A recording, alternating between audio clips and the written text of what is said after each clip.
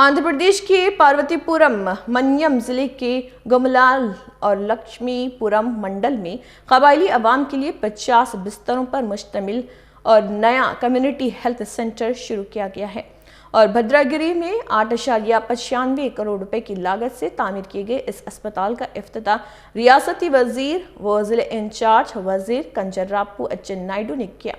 तैयार नियाबार्ड के फंड से जदीद सहूलियात के साथ तामीर किए गए इस मरकज से गमलाक्ष्मीपुरम और आसपास के कबायली इलाकों के लोगों को मुकामी सतह पर बेहतर इलाज की सहूलत मिलेगी।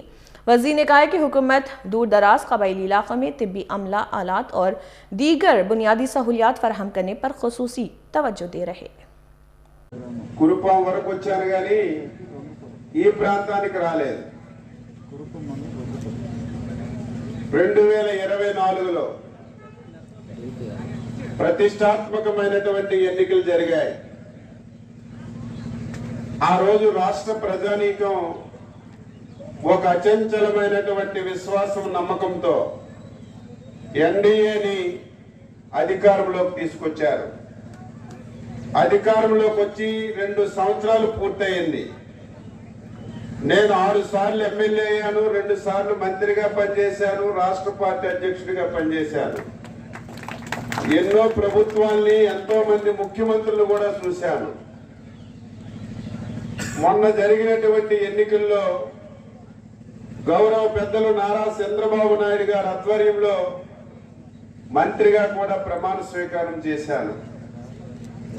చాలా ఆనందపడ్డాం। ఎప్పుడూ ఈ రాష్ట్రంలో లేనటువంటి మెజారిటీ ప్రజలు ఇచ్చారు। ప్రభుత్వాన్ని ఏర్పాటు చేశాం। ఎన్నికల ముందు చాలా హామీలు ఇచ్చాం। ఈ హామీలన్నీ కూడా నెరవేరుస్తామని చెప్పి సంతోషం।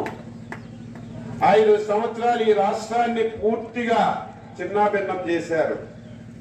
అభివృద్ధి లేదు, సంక్షేమం లేదు, ముఖ్యంగా ప్రజలకి స్వేచ్ఛ లేదు। ఈ పరిస్థితిలో మనం రాష్ట్రంలో పాలన ప్రారంభించాం। మంత్రిగా బాధ్యతలు తీసుకున్న తర్వాత ముఖ్యమంత్రిగా రివ్యూ చేయడం ప్రారంభించారు।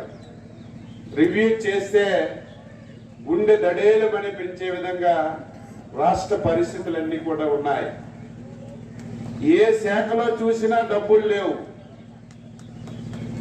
ఎక్కడ చూసినా సరే అప్పులు